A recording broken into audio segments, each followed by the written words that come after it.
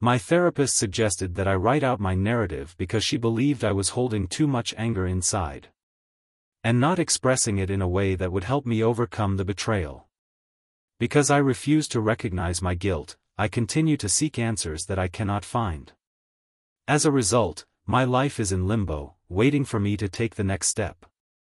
She feels that by looking at what happened from a different perspective and expressing my feelings about it, I will be able to restore my true self. I don't know who he is. She says, that is my problem. My name is Robert Benson. As of this writing, I am 34 years old.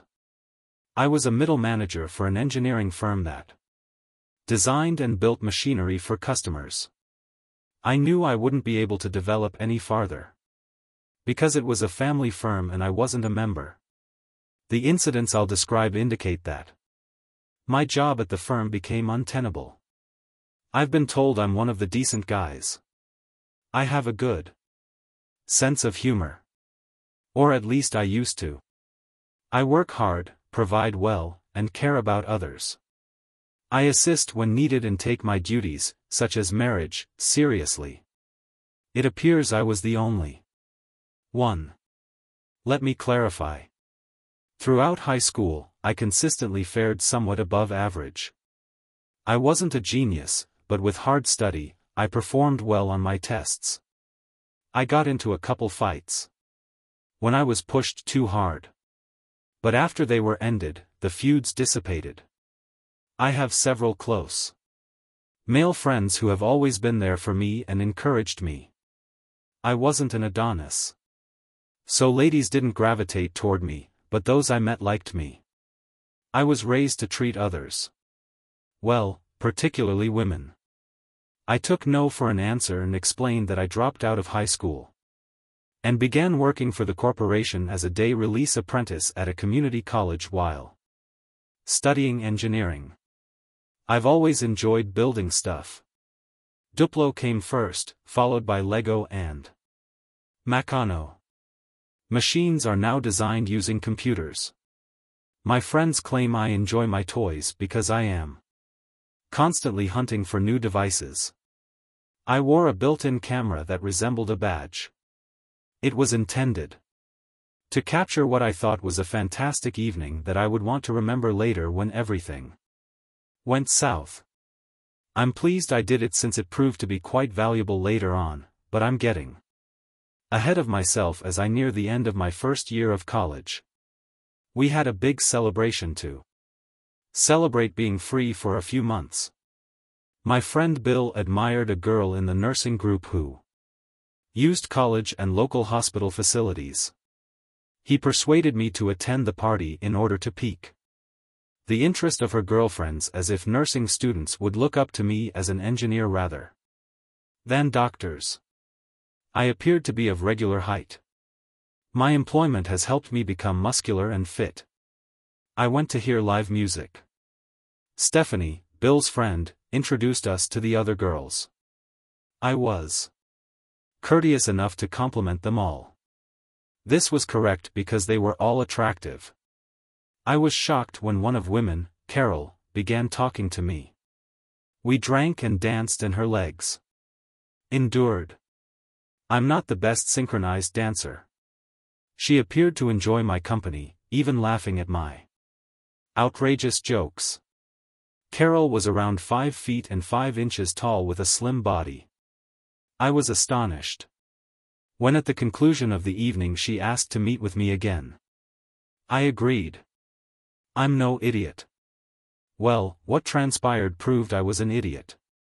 But then we started courting, and soon I was experiencing emotions that I had only felt once before. I had some girls I really liked, but Carol took my breath away every time I saw her. I missed her whenever we weren't together. My parents laughed at me, but not brutally. They noticed how happy she made me. I even studied harder to show her that one day I could be someone she respected. Love, perhaps. We often talked about our future. She wanted to be a registered nurse, but believed she couldn't have children to do so. I informed her that I adore children and that having kids would not jeopardize her profession, but would instead benefit it because she would have more experience to contribute to improve her talents. We spent ages on this, but it was a sure thing for her. I chatted to my parents who recommended me to follow my heart's desires. My mother adored Carol, as if she were the daughter she never had. My brother Dan had one child and was expecting another, so they had grandchildren. Carol was close to her sister Carrie, and after finishing her night shifts, she had 5 to 7 days free 2 or 3 times every year. She would visit Carrie's house. It was 2 hours away. She used to say, I was working so hard that I wouldn't miss her. That was not true. I do miss her.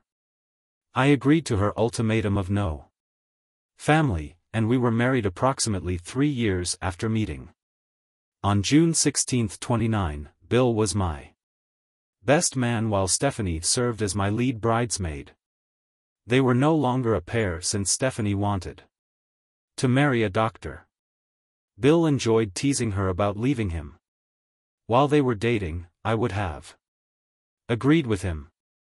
Carol looked stunning coming down the aisle in an ivory satin gown. She grinned at me the entire way down the aisle. I did my best to keep eye contact. Our guests must have thought I was being goofy because I had a smirk on my face. Carol finally moved into my home. She refused until we got married. When I first earned enough money for a mortgage, I bought it cheaply from my grandparents. It required a lot of effort, but I'm adept with my hands. By the time we married, I had finished most of the major tasks. There were still some things that needed to be updated. Another quarrel erupted over our marriage, our financial account. Carol wanted to have her own account so she wouldn't have to rely on me to spend money on whatever she wanted. I was to keep mine, and we would form a joint account and deposit money in proportion to our earnings for bills, vacations, and so on. I also lost that discussion. For the first few years, everything went well, if not perfectly. The nursing class held reunions, and I was able to attend most of them. I missed a few of them while on a business trip. Honestly, I felt like a spare tire. I was tolerated and regarded almost as a clown. Stephanie was always there for me because she was Carol's best friend. Carol tried to spend the majority of her time with me, but she danced with a few doctors. But I saw nothing wrong with the dances. I became friends with several husbands because we shared a common passion in golf. I managed to reduce my handicap to 6 and was persuaded to compete against them. We occasionally traveled for golf breaks. Some of them occurred during reunions or when Carol teed off in the nights. She kept going to her sister's house, which irritated me. Carol rarely discussed her work or objectives. She appeared content with her routine as a nurse. When I inquired, she stated that she did not want the responsibility or lack of interaction with patients if she was promoted. Carol and I structured our social lives primarily around her friends. I still went out with Bill and others, but usually to a nearby club for drinks. Carol sometimes attended the parties. She was always excited to hang out with us. Non-medical staff were generally allowed to work shifts with her, which included food, dancing, and cabs. We would spend time wandering in the hills and visiting Glasgow or Edinburgh for weekends and plays. We went on vacation to destinations with lovely beaches and intriguing attractions nearby. Carol's bikinis were unsurprisingly conservative. I offered her more revealing ones, but she declined. She never considered traveling to a beach where no clothing was permitted. We rarely argued unless one of us didn't want something or if the other objected. We discussed it. In certain circumstances, I won. In a few situations, she won. It never interfered with our private life. He or she may be extremely loud, dress excessively, or engage in role play.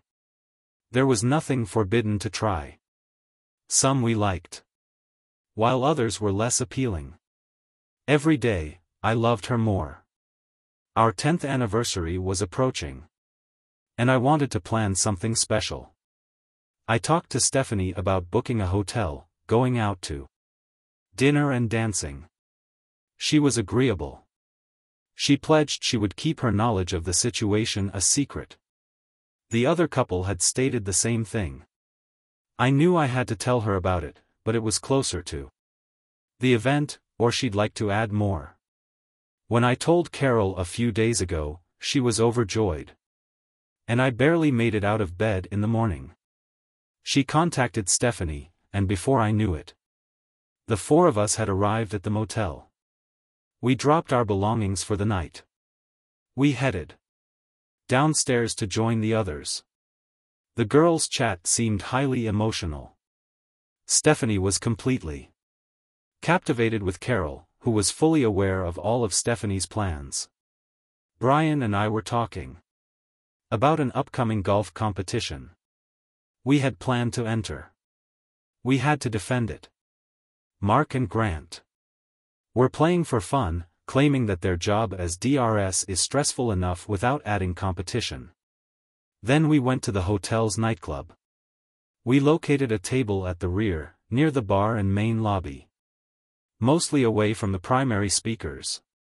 We were able to chat, rest between dances, and enjoy the evening. Carol made it clear to everyone that she was only dancing with me. We spent the majority of the following 90 minutes on the dance floor. We paused for a drink. I want water, she wants wine. And so on. Several times when we were dancing, some man patted my shoulder. When I glanced back, Carol had melted into his arms. I didn't even have time to say, "Get off." I was shocked. She was quite happy. I'd never seen her stare at him like this. He maintained control while they danced. I walked back to our table, shocked. Stephanie spoke up and her excitement was obvious. "Robert, it's great that you let Carol dance with your first love. She asked him to your wedding, so he might claim her. However, he never showed up." I gazed at her. She smiled, but her expression conveyed complete scorn for me. That's not all there was to it. I was infuriated. I exploded. "What's going on?" The others lowered their gaze. Nobody but Stephanie could look at me. I shouted. "This has completely destroyed my evening. She only danced with me tonight. Stephanie, you screwed me over. You instructed her to allow enough time to put everything up. You both knew about that jerk. What else had she planned?" The others couldn't believe how angry I was. I was still staring at Stephanie waiting for a response. When Carol approached and tugged on my arm, she had clearly heard me. Many others heard me and looked in our direction. She had a solemn expression on her face. I knew she was going to say something I wouldn't like. To say my evening had gone from poor to bloody terrible is an understatement. Carol spoke aggressively. "Robert, the man I danced with is Bruce Benning. He's my first and only love." I gave a gasp. Carol continued. "He and I had dated before I met you. We met numerous times each year. He was training to be a pediatric neurosurgeon, so we couldn't spend time together. He was glad I found you. You are such a lovely guy and an honest, nice man. I enjoyed spending time with you, but I always loved Bruce. He's the reason I can't have your kids. You would have been deeply hurt if I had left you and taken them with me. Bruce is now the head of the Leeds Hospital's neurosurgery department. I'm traveling with him. I'm sorry you are in so much pain, but while we were together, I gave myself completely to you so you would never know I loved anyone else. If Bruce hadn't come back for me, I would have been content to be your wife forever. I take deep breaths. My vision was blurry. My head was splitting. My heartbeat was racing. I was looking at someone I believed loved me. I involuntarily vomited so much for a lovely dinner. Stephanie smiled as the others watched her. That jerk Benning was walking towards us. I screamed at Carol. You evil, lying, deceitful jerk. Cheater. Give me your wedding and engagement rings or I'll rip off your finger and take them. My outburst shocked the rest of the group. It was so unusual, but the events that unfolded in front of me were also incredible. Benning stepped forward. I turned to him and said, "Stay away or you'll never be able to use your hands again. Loser." He paused, surprised by my threat, and looked around for support. You entertained my wife and demanded that she humiliate me, and these so-called friends are ecstatic for both of you. I unleashed my rage on the others. You are all lowlife sewer dwellers. For crying out loud. How many of you have fun with others? How many marriages do you want to see end in front of your eyes for the sake of entertainment? The cheaters have greater integrity than any of you. I turned back to Carol. My rage is crystal clear. I screamed jerk with rings. My temporal arteries were clearly visible. I glared at her in rage. I'd never felt so angry. I wanted to wring her neck until she snapped. I could see the fear on her face as she saw the stranger. She knew she was in danger. She removed her rings. She cried. But forget about her. I grabbed them and stormed into the room. I gathered my bag, looked around and saw the clothes without thinking twice. I threw it away and urinated on it. I showed the receptionist my key card and informed her that the cheater would pay the bill. Looking back, I'm embarrassed that I never apologized for throwing up on the lobby floor. At least it wasn't on the carpet. I doubt I'll be back. I drove home. My thoughts were disorganized. I can't remember how I got there. I relaxed once I arrived home. I'm not sure how I couldn't calm down, but I felt compelled to act. I went to the garage and turned off the automatic door as it might have a key fob. I grabbed a box of trash bags and went to our bedroom. I gathered her belongings from the closets and placed them in a pile. I pulled out the drawers and emptied them into the bags. There were 2 keys taped to the underside of one drawer. One for the vault and one for the safety deposit box. I rummaged through her jewelry box. Took out all of the jewelry I'd given my wife and tossed the box into the bags. I went through our file cabinet and shook out all of her paperwork. I discovered her password book and scanned it. The cabinet contained no information about her or Benning. It was nearly 2 in the morning. There was no way my brain could relax. My heart continued to pound, but not as hard as it had before entering the warehouse. I looked online to find out which one, as there were 3 in the city. All have 24-hour access. I found the one I needed because they obligingly displayed the key on the home page. I wore latex gloves to prevent my fingerprints from being detected. What I discovered caused me great pain. I thought I knew I was in pain, but it wasn't true. It ripped my soul from me and tore it into pieces. I returned to my car and used the camera I have at work to photograph the entire contents. I wrote everything down. There were file boxes and 2 locked cabinets. I picked them out.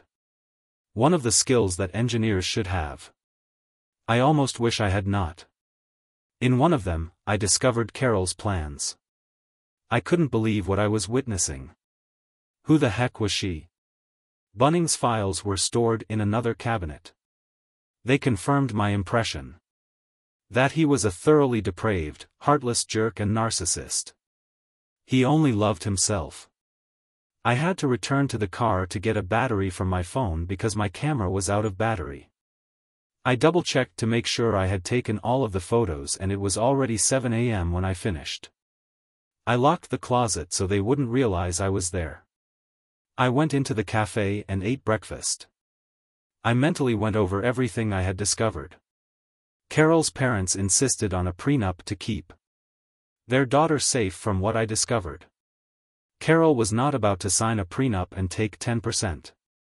No doubt under the direction of that loser, Benning. She wanted to not only kill me, but also destroy me forever. Although I wanted to confront her, I realized I couldn't tell her. I knew what her plans were. The Cursive Flyer song came to mind.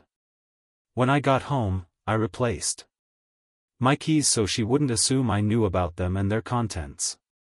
I stopped by the hardware store and purchased new locks for my home.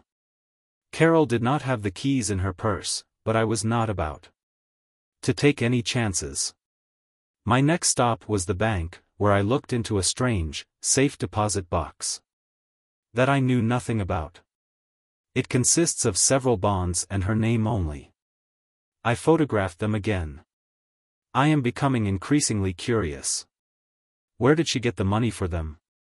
Was she an escort on the side? Who the heck was she?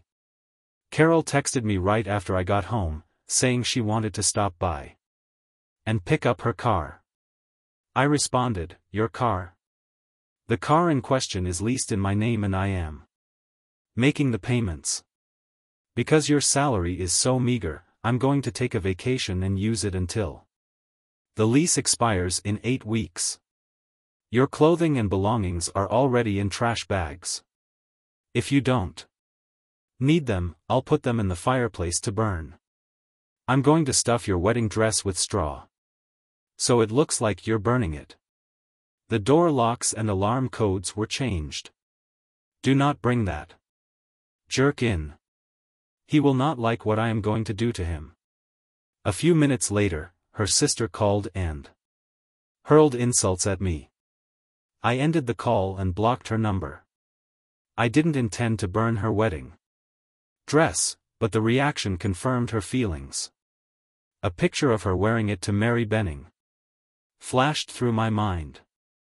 Screw it. I took it to the fireplace and started it on fire. It had been lovely just like my marriage, but now both had been reduced to ashes. Carol arrived an hour later, accompanied by Stephanie and Brian. Brian asked quietly, "Robert, how are you?" I laughed like Caesar when his friend stabbed him in the back. I looked at everyone and yelled, "What the heck do you think? I'm furious at all of you for covering for her without having the decency to tell me what you clearly knew. Most of all, I'm mad at myself for falling for that darn cheater." Carol got annoyed when I called her a fool. She seemed to think I should be normal with her. "Robert, I understand you're hurting, but this is so unlike you. You ruined the clothes I was planning to wear for Bruce. There was no reason for that. I'll get my stuff. When I do, I will leave you alone.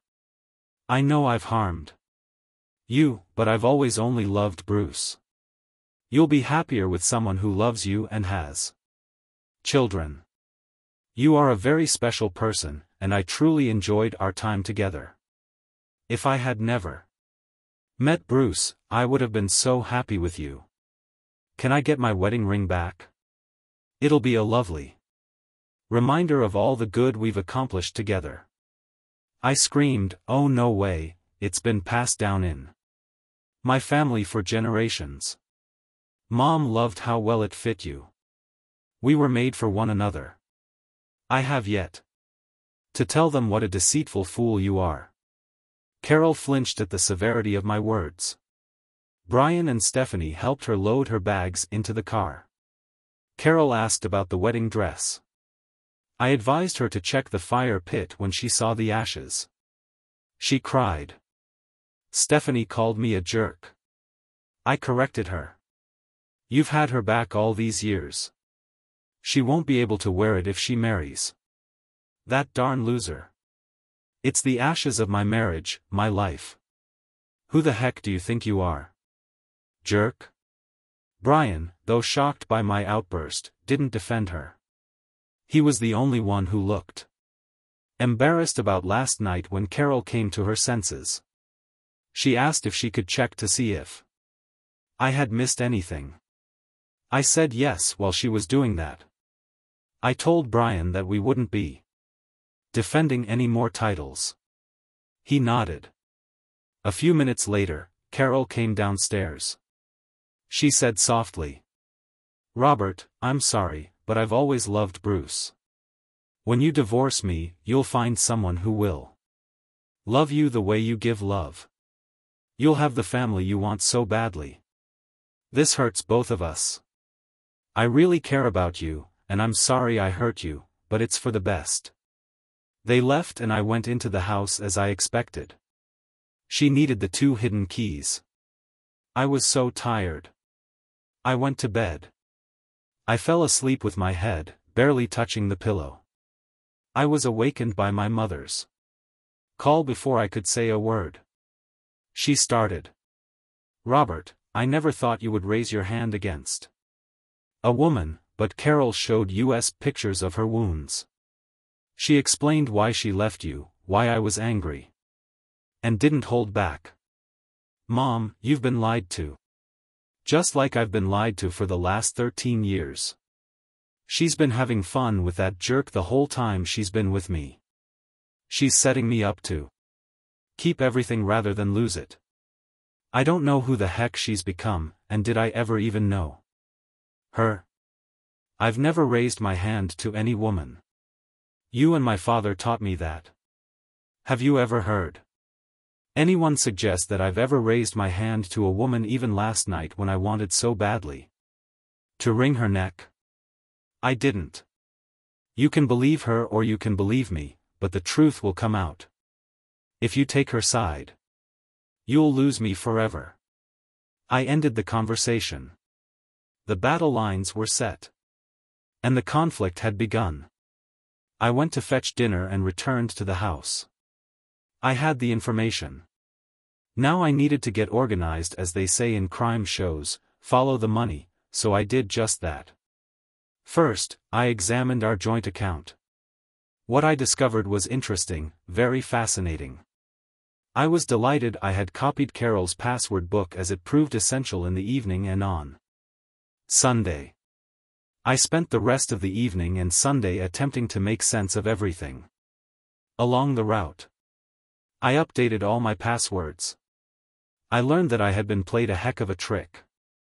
Every time she came to visit her sister, I left for a competition or vacation with my so-called pals. She was a horrible loser. I was very upset, especially with myself for being so foolish. Why didn't I notice what was going on? Did not recognize her visits for what they were? Why didn't you suspect a single incident? What exactly was wrong with me? How could she have done this to me? Monday morning I arrived at the workplace early. I wanted to check on my annual leave and credit hours. Sandra from Human Resources always arrived early. She noticed that I was out of sorts. We dated in high school and grew quite close. She ended their connection. She is still single. I had rarely heard that she was dating. She questioned Robert, "What's wrong? I've never seen you this sad." I smiled an empty smile. My world exploded. Friday was our anniversary. This was meant to be a romantic evening. She planned it so that her lover would take her away from me in front of everyone. I discovered that she dated and partied with him when she had 5 to 7 free days following evenings out. 2-3 times per year. I squandered 13 years with a cheat who loved someone else. She now claims that I controlled her to accuse me of being an outright cheater. She wants to totally destroy me. I will never place my hands on a woman. I need time to decide what to do to consult. Sandra was shocked. She came over to hug me. Robert, I know you'd never strike a woman. Since our breakup, I've detested myself for being weak. You are such a respectable, good and kind man. I will stand by your side regardless of what others say. Here is my phone number and email address. Call me if you need assistance or simply want to talk. There are many other ladies you've been kind to and they will never accept this fool's falsehoods. I was just returning to my desk when my boss summoned me in. He was unhappy yesterday. Carol had arrived at his residence carrying photos of me abusing her. I was infuriated. Mr. Decker, you have known me for years and you still believe a deceitful cheater. You can fire me. Or I can go immediately. I'm doing 9.5 weeks, so that's my notice time. When the truth is out, do not expect me to return to teach your children how to do the job. They may do whatever they want with this firm as far as I'm concerned. I went outside. I printed off the I'm quitting letter, signed it and placed it in my internal mail. The glances I received as I exited the workplace indicated that many people were startled. That I could be so angry. I spent the remainder of the morning figuring out what I needed to do. Carol had stayed at a hotel 3 hours away from home multiple times in the previous 18 months. According to her financial records. This occurred while she was visiting her lying. But sister, it must be genetic. I packed my suitcases and started the road. I have to add that the car was a delight to drive. Perhaps the fact that Carol was so irritated that I didn't give it to her added to the enjoyment. I pulled into the hotel's parking lot. I doubted they'd give me what I asked for. However, what goes around does come around. I dumped my suitcase inside my room and returned to the front desk. I asked for the manager. The receptionist believed there was a problem with the room, but I told her that everything was fine. I merely have a request for the manager. The manager approached and I explained what I required, if that was even feasible. He was convinced that without a court order they could not assist me. I was expecting that. I explained that the loser she would be with was playing the same game as a woman from this town and she was planning with me. The secretary perked her ears. When the manager departed, she talked quietly. I know the couple you want to videotape. They have come here several times. He is an egotistical jerk. I am an old friend of the woman you mentioned. He stalks her aggressively, compelling her to sell everything for his money. I may contact the lawyer who represented her for you. She's really good, even the sheriff trusted her, but he won because of the photographs he displayed. She will obtain you a court order. I nodded. Thanks. I'm happy to assist your pal. If she had simply walked away with a prenup, I probably would not have done anything. But they intend to wreck my life. They chose the wrong person to meddle with. I was seated in my office 15 minutes later chatting to Heather Morrison, a strong woman who didn't hesitate to use profanity. I stated my predicament and what I had discovered. When I finished, she said emphatically, "Do you have that information on hand?" I nodded. I have it on both my phone and camera. It's more structured and easier to track on my hotel laptop once I discovered it. She seemed quite happy. If you can arrive tomorrow morning at 7:30, we can go over everything before Heading to the courthouse at 8 a.m. I believe I can persuade the sheriff to issue us a warrant for the videotapes at the hotel. I nodded. Hopefully, given what I've seen, he frequents this group of hotels. There were 3 other women he duped with the fraud. I'm not sure Carol understands how invested she is, but I'm going to fight her as hard as I can. I'll have to hire a lawyer in my town. Heather smiled. I'll be your lawyer if you want, and that loser will crap his pants when he sees me. He will know he is in for a tough time. Too awful. I warned him I would find out the truth and ruin his life. He realized I meant it. I will.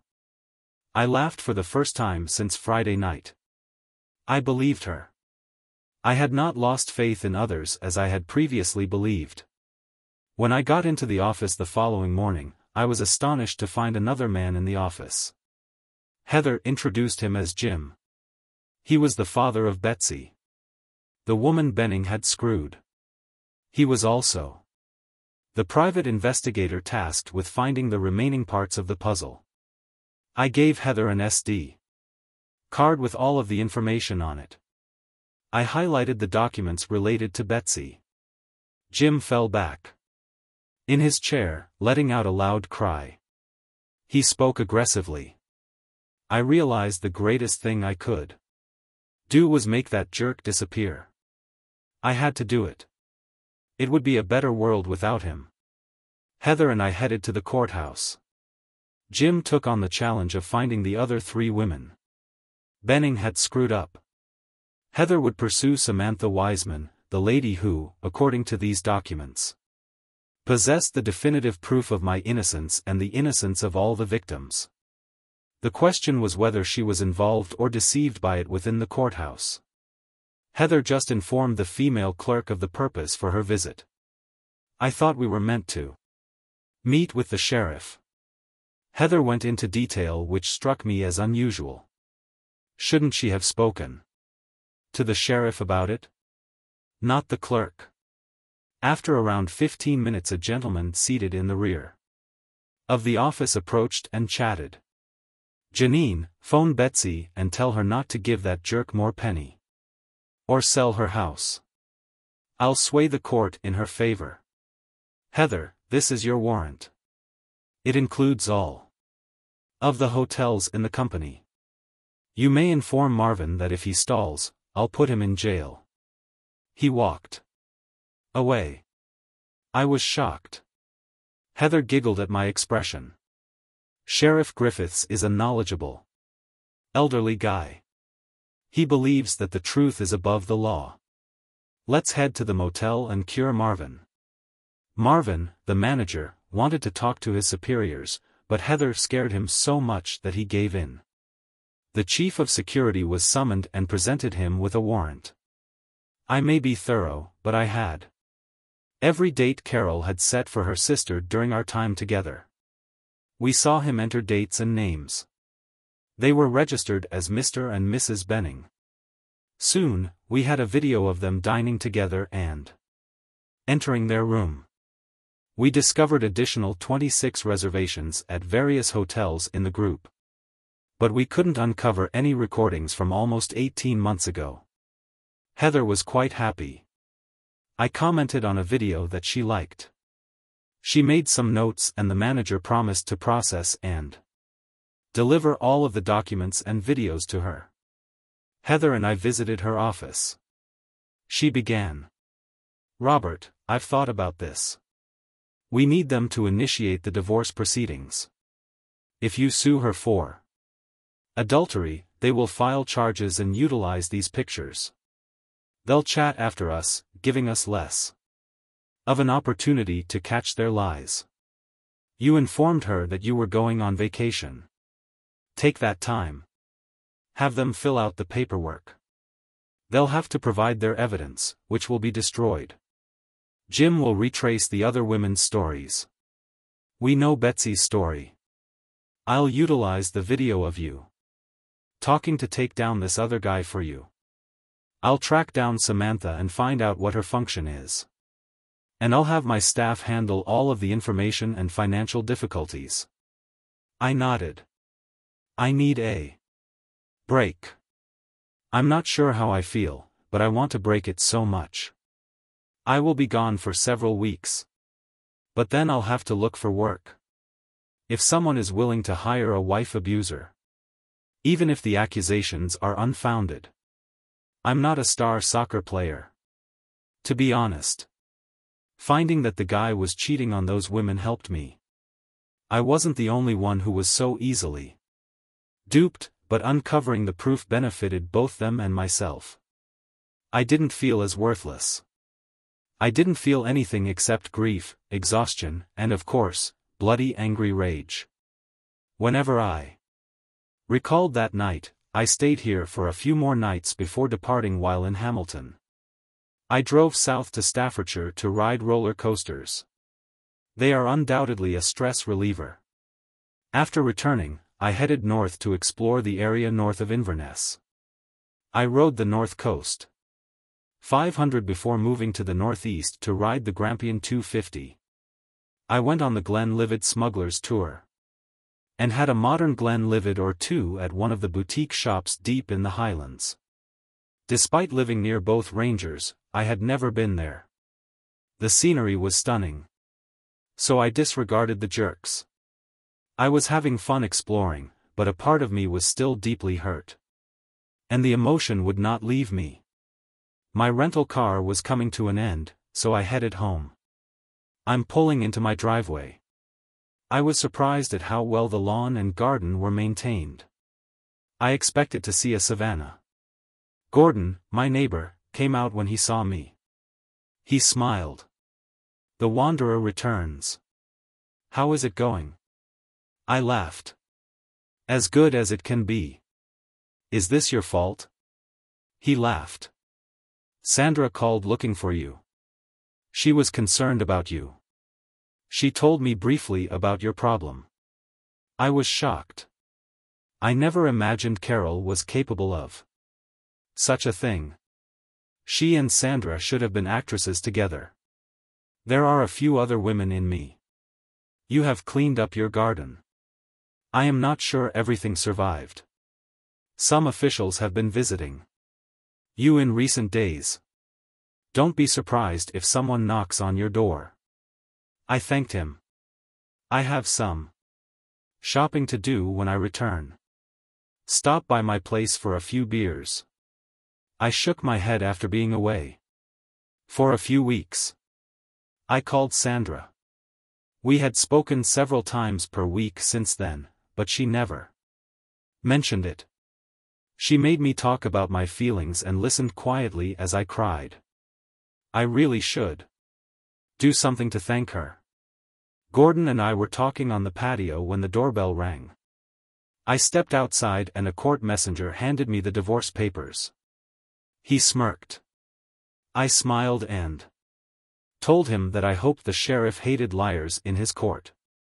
I called Heather and she asked me to scan the documents and email them to her.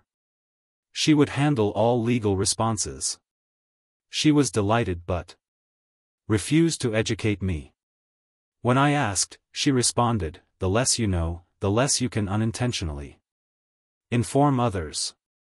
7 weeks later, I waited in court for Heather's divorce hearing. Jim was with her. He appeared to be really delighted. He simply hugged me as I entered the courthouse. I sat beside Heather and Jim.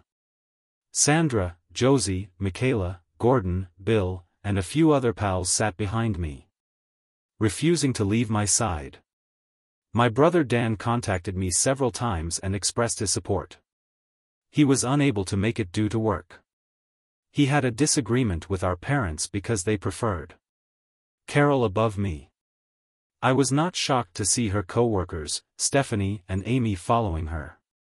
Ben stood next to Carol smirking like a complete loser. He lost his cool when Heather and Jim walked in. I'm sure Jim had a strategy in case the court didn't deal with him. My folks were also there for her. I disregarded their eyes. Carol gazed at me but I ignored her. Bill labeled her a powerfully dressed fool. His response was not silent. I imagined the stares he'd received from her and Stephanie. He really enjoyed winding up Heidi, Steph, one of Carol's attorneys. Miss Johnston began the trial.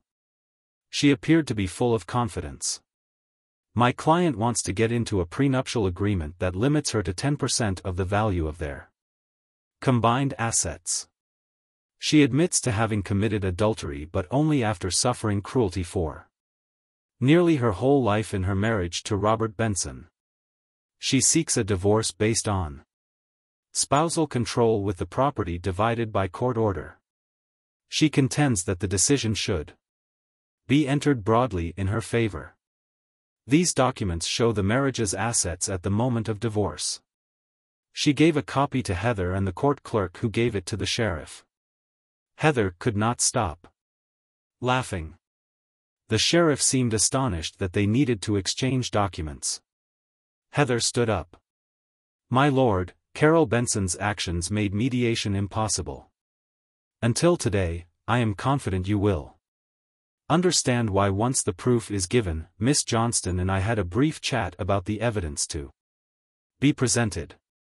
She wishes, with the court's permission, to present all of the evidence against Mr. Benson before I re-examine the witnesses.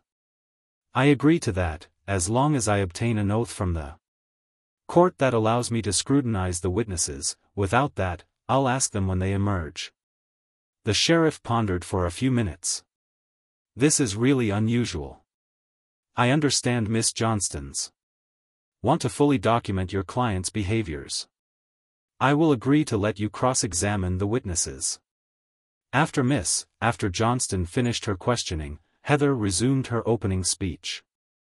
My client wishes to have the prenuptial agreement fully enforced and to be considered for a reduction in the plaintiff's payment as a result of her intentional lies, which, in addition to attempting to avoid responsibility for her adulterous behavior, were intended to destroy his reputation, character, and future. She plotted her lie with the intention of ruining an honest, nice, caring man who is very different from her, and she lives with a pair of scheming, lying charlatans. We are collecting child support from Carol Benson because these lies cost Mr. Benson his job. These lies cost him numerous friendships and his relationship with his parents, who were extremely close. There was no spousal control and we will demonstrate that. Heather sat up. She smiled.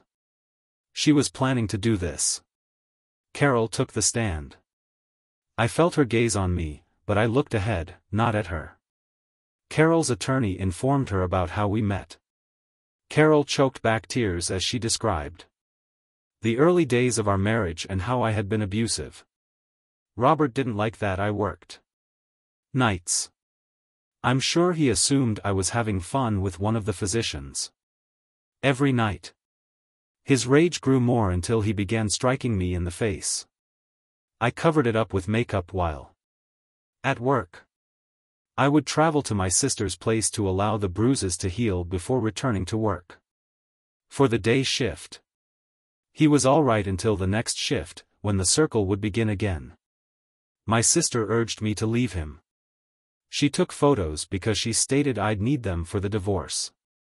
Her lawyer questioned, "Were you having an affair?"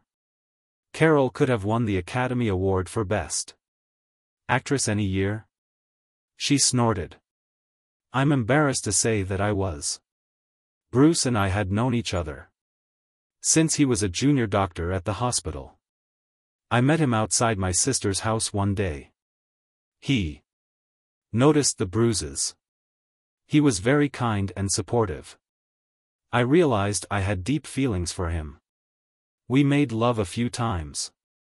He helped me feel whole, not a broken lady being harassed. The lawyer guided her through every encounter with Benning, including our anniversary dinner and the outcome. She wanted her wedding ring returned. I threatened to rip off her finger if she would. Not return it to me, and smashed Bruce's delicate surgeon's hands to pieces. My fury made her fearful. I would do this because to my previous brutality, I kept the jewels I gave her, but all she wanted was the engagement ring. Carol was upset when she recalled seeing her clothes in a bucket. When she returned to our room to collect her belongings, she fell into tears as she described her stunning wedding gown in ashes. Her attorney sat with a pleased smile on his face. Her sister Carrie spoke next, followed by Stephanie and Benning. All of them provided solid evidence of my poor behavior, even though none of them were witnesses, only the result. Carrie verified that she had taken the photos, which made Heather happy. It was late evening when Denning finished his presentation and the judge extended the deadline till the next day. Sandra approached me as I was leaving the court and exclaimed, "I've never heard such a disgusting lie before." She hugged me and so did the others. My parents just glared at me with daggers. They'd made their choice. The next morning, Heather summoned Carol to court. Heather was all business with no smiles. Each question was like a dart. "Carol's maiden name is Miss Reese. You mentioned that after your loving husband wounded you, you met Bruce Benning, who was interning at your hospital. Was he so attracted to you that he married you? Is the story true?" Carol flushed. Yes, Heather hit play and Carol and I's discussion from earlier that evening played. "You have been the best spouse anyone could ask for. I will only dance with you." Heather grinned as we arrived at our motel room. "Are those the statements of a controlling wife?" Carol responded. I attempted to convey that I cared, but his bullying turned me against him. Heather continued. "On your 10th wedding anniversary, you dressed for your lover while simultaneously expressing your love for your husband. You did everything a loving wife would do in a loving relationship. Didn't you?" Carol stammered. I tried to appease him. Heather pushed the play button. There was no doubt about the action. There was no attempt to give me pleasure. Heather continued. "Amazing actress portraying the lovely wife, knowing you're ready to knife him in the back." Heather was firm. "You and your longtime sweetheart have planned to disgrace Mr. Benson. Whose only fault was that he adored a cheater." Heather pressed another button which you could see clearly. "Carol, please talk." "Robert, the man I danced with, is Bruce Benning. He is my first and only love." I gasped as she spoke. Carol added, "He and I dated before I met you. He and I went out a couple times each year. He was training to be a pediatric neurosurgeon, so we couldn't spend time together. He was glad I discovered you. You are such a lovely guy, an honest and good man. I enjoyed spending time with you, but I've always loved Bruce. He's the reason I can't have your kids. You would have been deeply wounded if I had left you and taken them with me.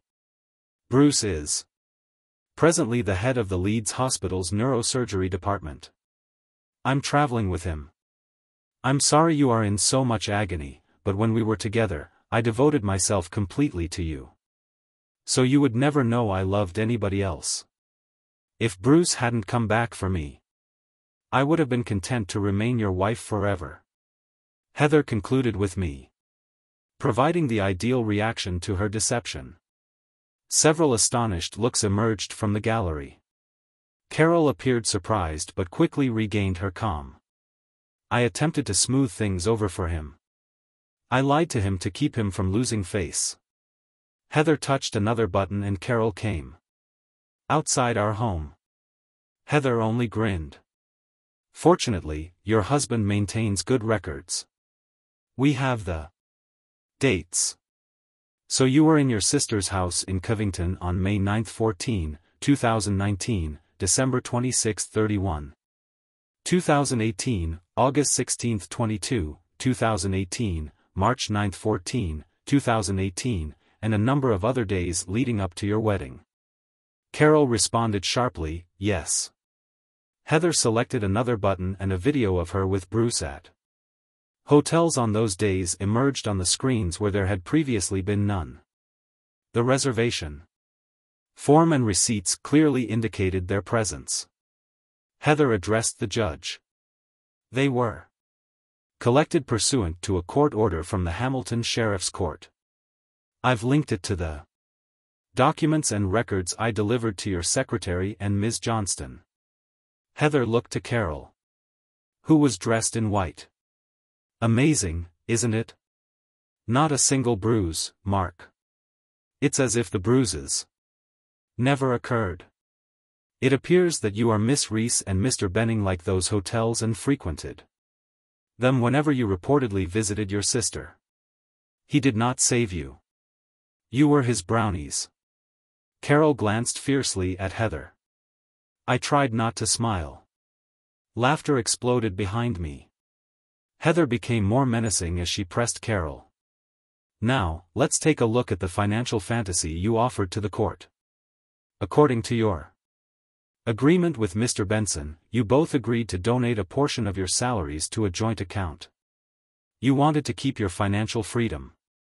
But it isn't the whole story, is it? You intended to keep your income hidden from Mr. Benson so you might have a backup plan in case you decided to leave him.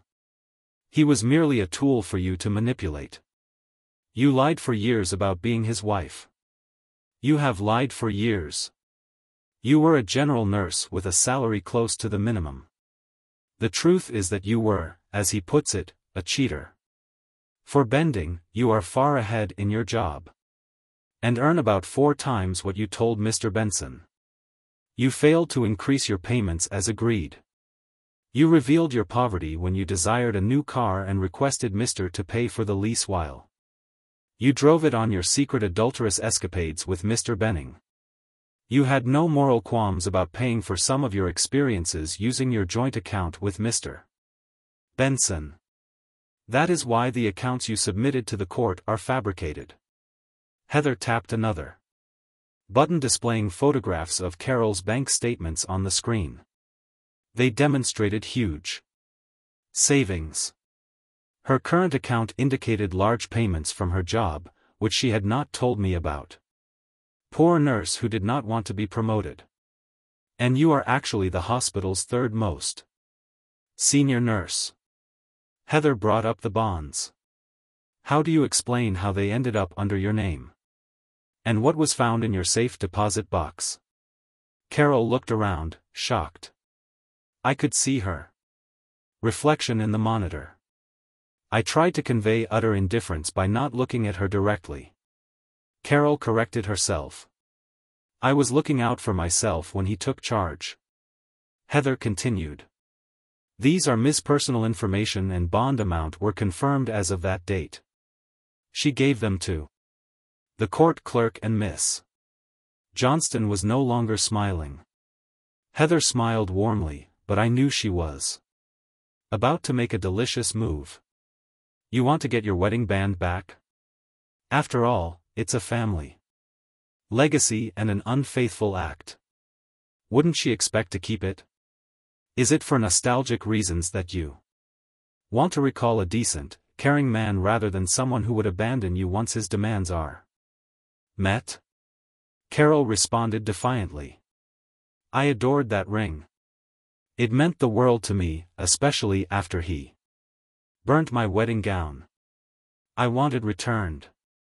Heather tapped another button and a photo of Mr. Bruce Benning and his fiancée, Carol Reese, at a hospital appointment 9 months before the end of our relationship showed on the screen. The photo depicted an engagement ring. Heather continued. The newspaper portrays the evening admirably. Mr. Benning relished showing off the magnificent one-of a kind engagement ring he gave to his bride-to-be. She repeated the sentences with a harder tone. He handed it to her. Isn't it eerily identical to the one Mr. Benson inadvertently gave to Someone pretending to be his fiancée? Wasn't it a charade convincing the hospital that Benning was making a commitment? The hospital administrator stated that they like their doctors to be married, because they believe that having families here helps them connect with the community. So it isn't about sentimental attachment or affection.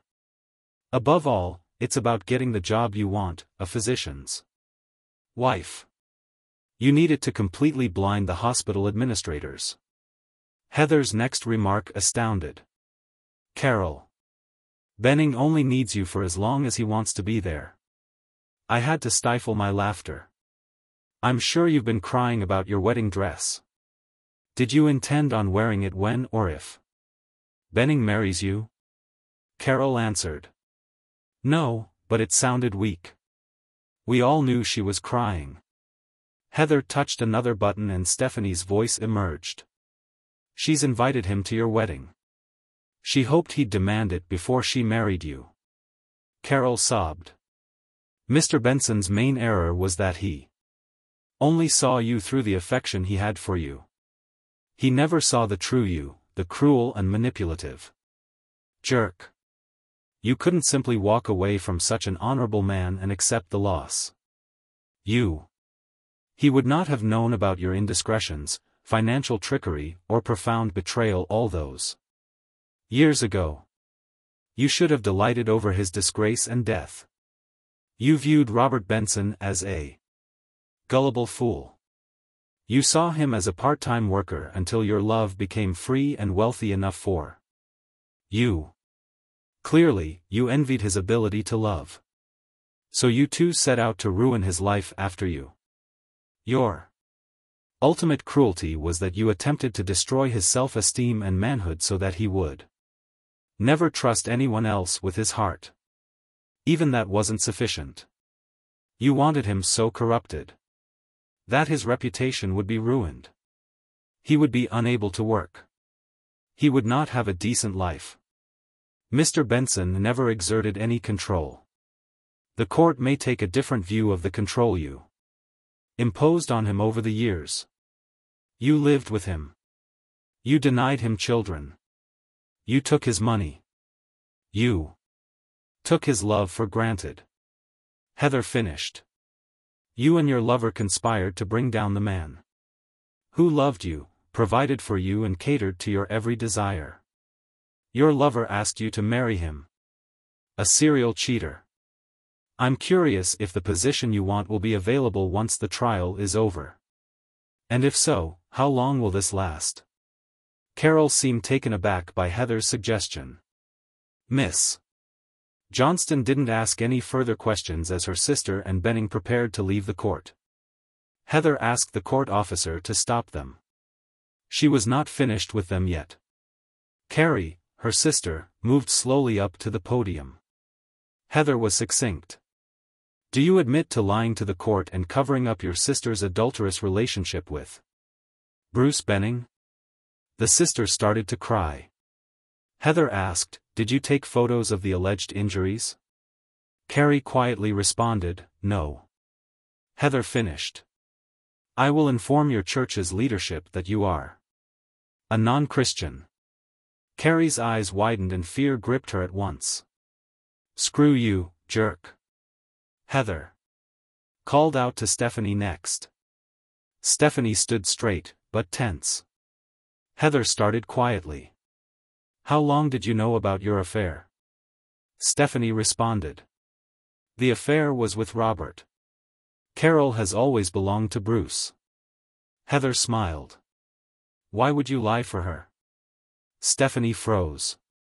I have never lied. I repeated what I had been told. Heather continued. Have you ever seen the bruises she says she has? Stephanie responded, no. She was so upset, I believed her. Despite numerous questions, Stephanie refused to admit she was an unwitting fool and defended her friend. Heather was a surgeon. Stephanie had no way of concealing her lie moving forward. Finally, Heather inquired. Do you know how to tell the truth? How many boyfriends have you Are you thinking about pulling the same trick on your husband? When did someone better come along? Stephanie was shocked. I adore my husband. I would not do that. Heather pressed a button and a video appeared on the screen of Stephanie and her husband, Amy Grant, leaving the room to meet Carol and Bruce. Stephanie crouched on the counter before fainting. Amy yells from the gallery, "You goddamn jerk," and walks away. I suppose Brian and Grant would soon discover what had happened. Heather addressed the sheriff directly. Can I ask the court for leniency? If I call another witness before cross-examining Bruce Banning, his testimony will help the court understand what is going on, the sheriff agreed. Bill Banning later informed me that he appeared to have suffered a heart attack.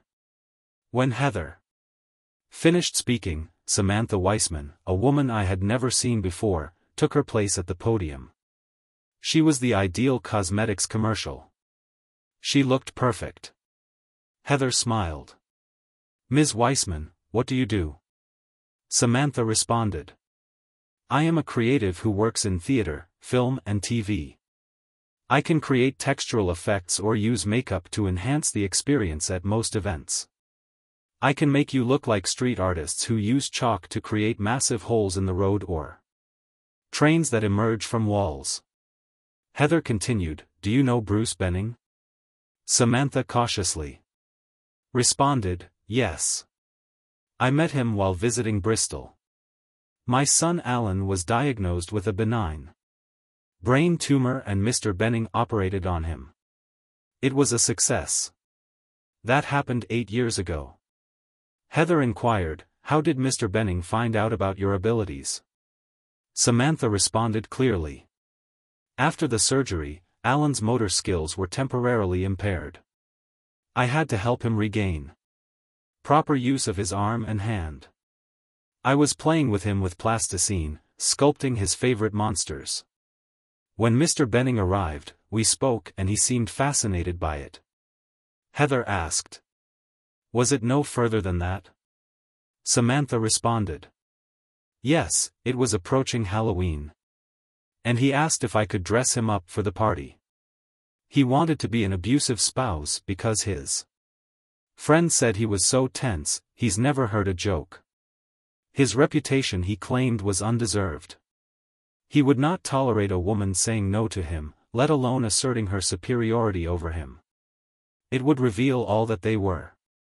I made him for 3 parties that year and the bruises were slightly different colors. I have done it 3 more times since then, several years apart. Heather asked, also Mr. Banning, do you know anyone else in this court? Samantha looked around and responded. Carol and Samantha, I did their makeup for a few parties in Liverpool last year.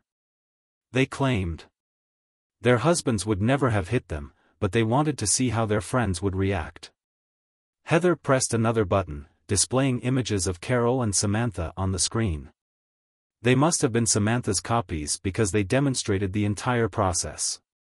There were no visible marks on either of them before she began or after she finished. I believed her. I hit Carol. She's phenomenally talented. I almost jumped with joy when I realized Carol's photos were the same ones she had shown the court. Heather stammered. So all of those photos show the work you did and no actual bruises? Samantha responded. When they arrived, they were spotless. When they left, they appeared battered. Heather simply asked if you knew what your creations would be used for. To discredit and accuse their husbands of assault and bending to sue the women who turned down his advances. Samantha was shocked. I would never do something like that. If I had known, would have contacted them and offered to reveal the truth for them. Heather responded. Thank you. Miss Johnston asked no questions. She appeared shocked and defeated, and the sheriff hummed as if to express his relief that the case had been closed. But Heather wanted a piece of flesh while Banning was testifying. 2 men entered the courtroom. They focused solely on him. Benning did not appear happy at all. I stared at him. I wanted to see Heather grill and dissect him. My cruel smile, which I had practiced for this occasion, revealed how much I was looking forward to it. Heather began. Mr. Benning, you had an extramarital affair with Mississippi. Did you know Reese was previously married to Mr. Benson? The arrogant Benning responded, no, I only came to her rescue. Heather picked through all of his lies, and his arrogance made me shudder.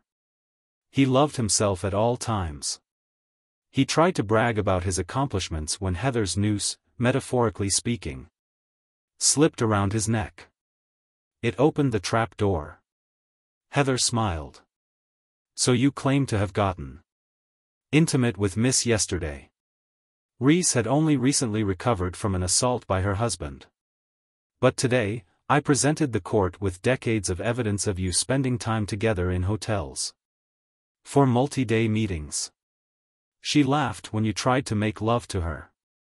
Benning angrily replied, no, we've only recently become intimate. Heather continued, many hotel guests complained about the noise from your room. Your mouth screamed as you exchanged intimate moments. Are your hotel neighbors lying? Benning stared at Heather as she listed the numerous complaints. Heather smiled. As she continued, there are additional complaints about your behavior. Heather started to wrap up. You lied to conceal your affair with a married woman. You deceive your employers by claiming that everything we just witnessed is fiction. Are you a real surgeon, or is this another scam? Benning became angry. I am a surgeon. One of the best. Heather laughed. You may be a talented surgeon, but as a human being, you are despicable. Heather pressed a button and started scrolling through pictures of Benning's marital bad attitude.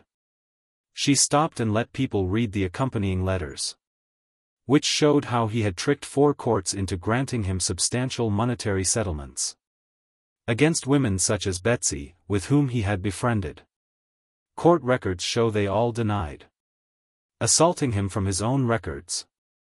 It appears that he devised his plans and retaliation for them, having the audacity to reject his advances. It was through these photos that he had convinced the sheriff, despite all other evidence, that the women had not assaulted him. Heather questioned him about the photos. He couldn't answer some of the incriminating statements. She ripped the covers off of him as she recounted his mistreatment of these women. Your colleagues were right about you, weren't they? You cannot see a woman as an equal capable of refusing your pathetic advances. Those who refused and had property you persecuted. You lied in court. You are simply a small man in every sense of the word.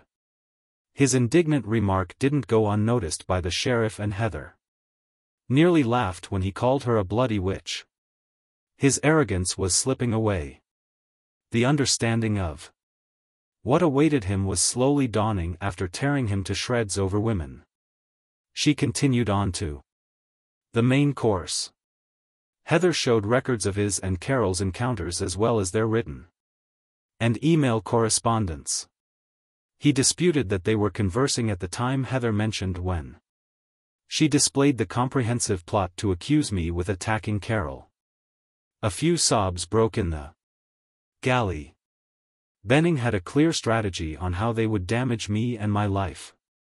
Benning tried to dismiss it, claiming that it was merely lovers' stories, a distraction, and they'd never do that. Heather stated that this was exactly what you were doing. You played his parents, you played his boss. You fooled Miss Johnston to present it before this particular court. She continued to create more documents. She turned to face Benning. You weren't going to stop there, right? You were already planning another scheme to get the money, right? Benning denied it but was increasingly anxious. He looked at both men and Carol. Heather hesitated, as one does before heading to dessert. Heather pressed a few further buttons. The audience gave a big sigh. When the screen appeared with his plan to sue her for all of her money, it sounded like Carol's voice when he was sick of her. Someone similar to her was sobbing on the TV. Was Benning planning to marry Carol to secure his position as head neurosurgeon in 3 or 4 years? He would learn new tactics that would allow him to move to the United States and generate millions of dollars. Carol will be dumped since he is fed up with her. He will ensure that she commits adultery, after which he will receive everything. I could definitely hear Carol sobbing as her dream was ruined. Her reputation would never be rebuilt. Heather led on. You lied in this courtroom. Lied in other courts to receive a cash award. I believe you will find that the courts will not be kind to you. Sheriff Griffiths of Hamilton has issued a warrant for your arrest. These cops are here to carry it out on behalf of your victims. I secured a court order to freeze all of your assets, which was implemented this morning. I'm sure Miss Reese now realizes the difference between what she so readily discarded and a con man who will go to any length to swindle naive ladies in order to compensate for his inadequacy. The officers led the stunned, bent away. Heather then called me to testify. Heather told me about my marriage and how I was absolutely unprepared. She went into detail about what had happened earlier that evening. I admitted to emptying my bladder because of him and then threw it away. I expressed my dismay and horror at what had occurred. This was exacerbated by the fact that they had falsely accused me of abuse. I had lost my parents, my work, and numerous friends. I was still unemployed since no one wanted me, despite the fact that I was acknowledged as a very good engineer. I had lost everything I treasured and I didn't. The sheriff stated that he would make a decision on the partition of property the next day and concluded with Mr. Benson. You have been completely vindicated and have averted a major miscarriage of justice. You are the decent, honest, and compassionate individual that your attorney mentioned in the beginning. You deserve to meet someone who is similar to you and have a successful future. He finished abruptly. Those who have lied. I'll deal with it tomorrow in my courtroom. Jim embraced Heather. He hugged me. Bill, Sandra, and the others embraced me. I noticed my mother crying. She had lost both her daughter and son. Following Dan's words, her visits to her grandkids had significantly diminished. The sheriff annulled the marriage the next day and awarded me my part in accordance with the prenuptial agreement. He also ordered her to pay the sum she was supposed to contribute to the joint account, as well as the payments she made from it for her adulterous connection, the worth of her car, which she could easily afford. The bonds were valued £125,000, so he gave me £11,250. He then gave her maintenance of £675 per month until I found a job with a salary equivalent to what I had lost as a result of her falsehoods. Heather's team added all of the data, which were included in the paperwork she provided to the court. Carol resembled her old self.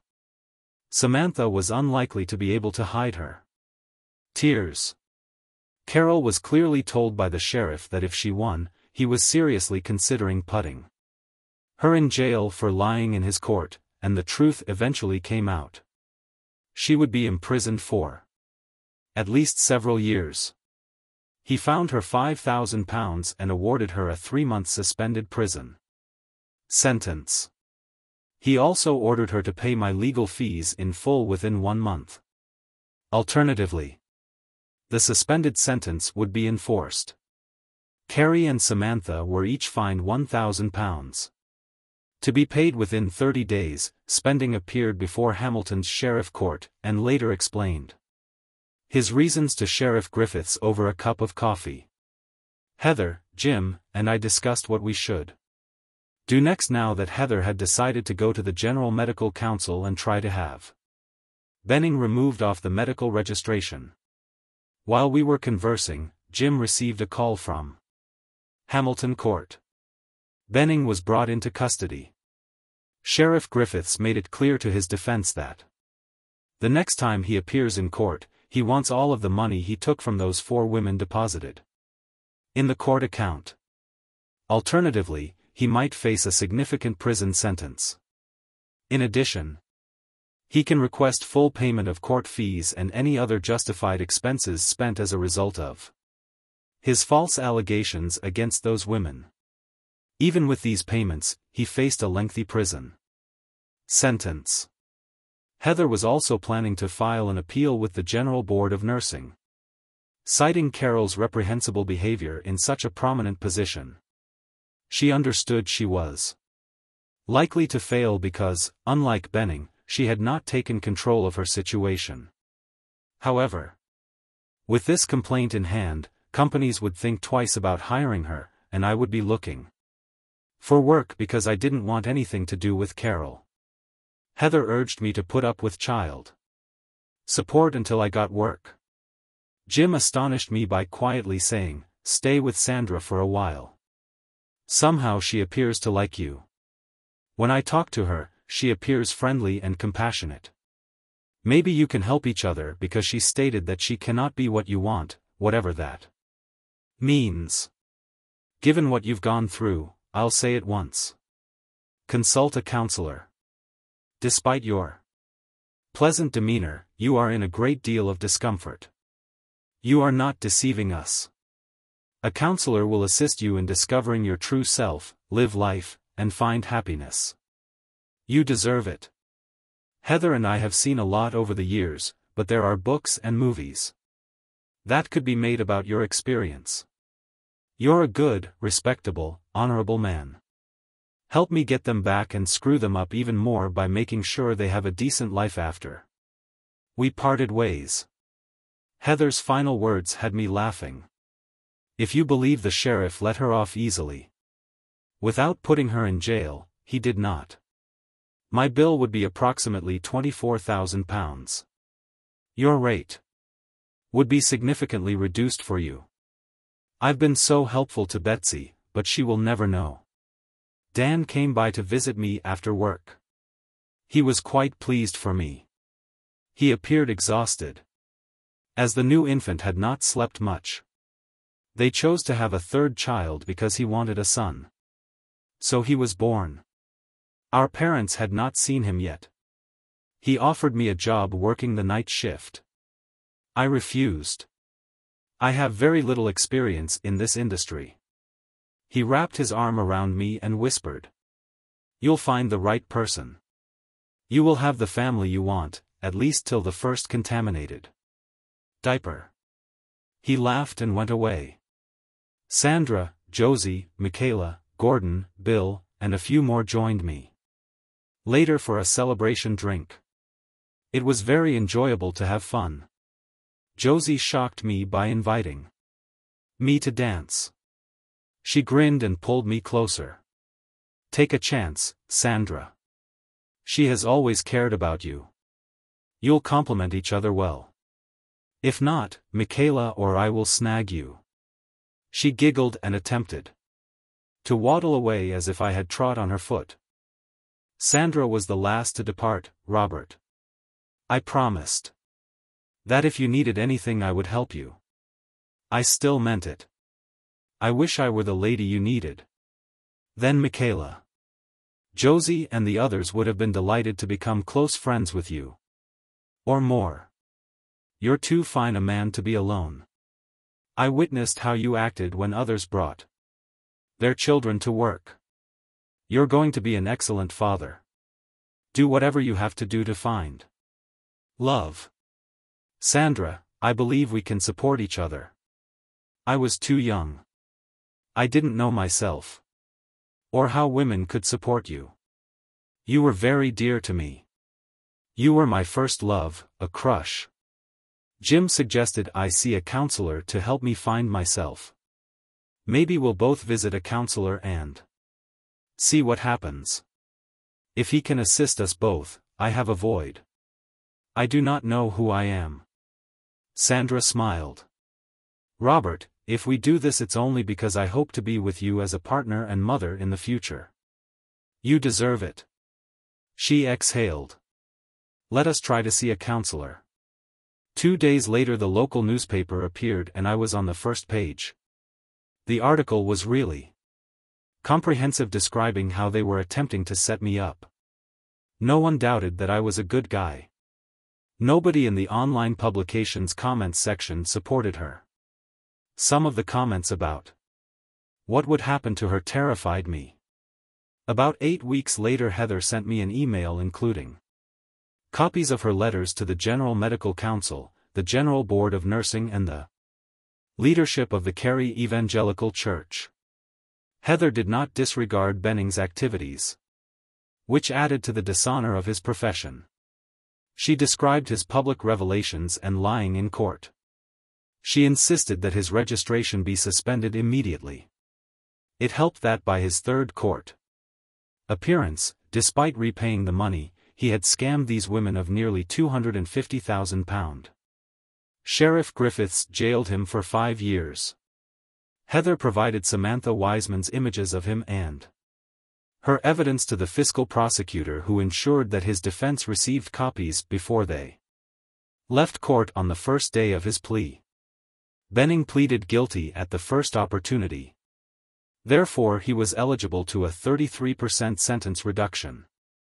Sheriff Griffiths cited a previous ruling upheld by the Court of Appeal, claiming that despite being constrained to a 5-year sentence, because he believed the High Court would have jailed Benning for 7.5 years with the reduction he could impose that period, he pondered sending Benning to the High Court, where a harsher sentence could be issued, which he believed was quite possible.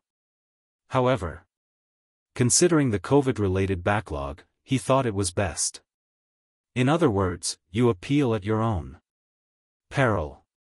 Benning, a top medical expert, spoke on the record, and numerous major publications covered the tale. The Sunday editions crucified him. I was approached but declined to respond, stating that I was still too far removed from her treachery to make any statements. Heather's letter to the Evangelical Church leadership questioned Cary's competence for her position and the likelihood of further advancement. She noted that Cary had misled under oath by taking up a Bible. It would be difficult to see how her activities justified her continuous breach of a commandment required by this church in order to maintain her position in the Evangelical Church's hierarchy. I doubted her marriage would last. Her spouse was very ardent about God at the golf club. Brian and Stephanie had broken up Amy and Grant. Sarah and Mark were having issues since she was so close to the other three that he had severe reservations about her.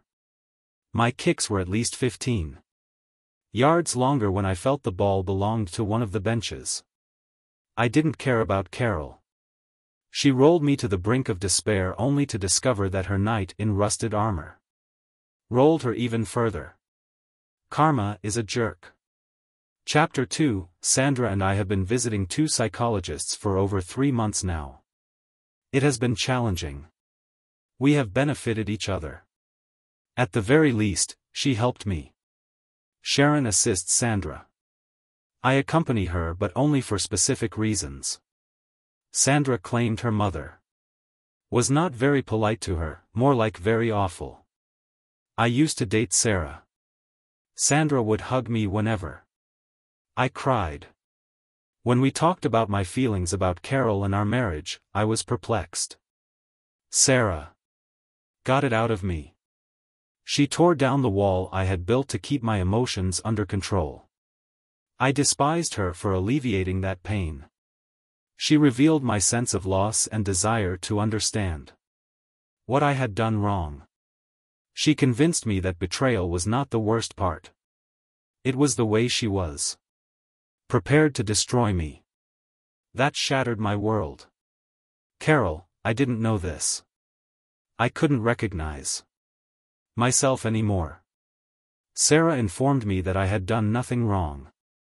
I turned my rage on myself because I couldn't find answers. If I could write it all down and see it in black and white like an engineering puzzle, I'd realize it was the work of two conniving bastards. It was not my fault. I had no part in what they did. I was the good guy. Everyone was talking about something. Sandra backed Sharon on this issue, and it is because of her that I wrote this article. She was very persuasive, overcoming all of my reasons for not doing it. Finally, she promised to reward me if I completed the task. I read the entire thing several times and can see that it was not my fault. My friends had no reason to be suspicious of Carol's behavior toward everyone. We had the perfect marriage. We rarely fought. I may have been gullible in believing she loved me. But there was nothing I could do to stop what they had planned and executed. I'm going to have to work on accepting that. I know I'm ruining their lives even more than they did mine. I called Sandra and told her I was done. She said she'd be there shortly. I'm not sure what the reward will be. She's an excellent baker who teased me with her scones. I enjoy scones. We spend a lot of time cuddling together, whether it's at the movies or her house. We had physical time available. The conversations we had were excellent. We share so many interests, and some of them are simply not interesting to each other, but we are glad we do. For example, she doesn't understand the purpose of golf. She believes a good walk has been ruined. I had a talk with Sharon a few weeks ago. Sandra expressed a desire to have close relationships with her children. Sharon, as demonstrated in our last session, is assisting her, so perhaps they have a future together. There was a knock on the door and it opened. Sandra was there. She was quite nervous. She entered, and I offered to take her coat. She glanced at me with the oddest expression I'd ever seen on her face. She curled her lips as she did in difficult situations and appeared afraid. Me. She sighed hard, shrugged her shoulders and slowly removed her coat. She stared at me. I've been following Sharon's advice to prepare, but I'm afraid. I let her into the living room and sat down beside her. Sandra, you do not need to do this. Robert. I want to. This is the initial stage in which I aim to provide something extra for you. What was I supposed to do? Yes, we got on with it. 2 weeks later, everything had changed again. I was quite thrilled. I found a job with a competitor of Douche Charm that paid me more than they did. Neil Davidson seemed like a kind person when he interviewed me. It confirmed everything I'd heard about him. He had his own troubles, so he understood what I was going through. That didn't stop him from thoroughly assessing my engineering abilities. Sandra and I spent most of our evenings together. Last weekend, for example, I took her on a roller coaster in Staffordshire. This was her first time. She screamed all over the place and she enjoyed it.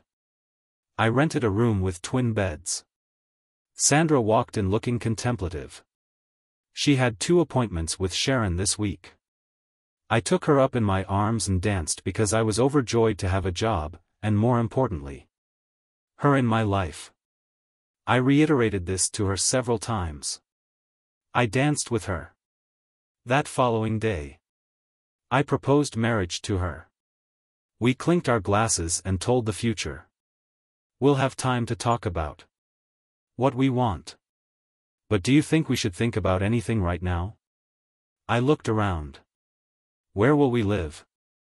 You may not want to live here because of his background. Am I anywhere with you? Sandra laughed.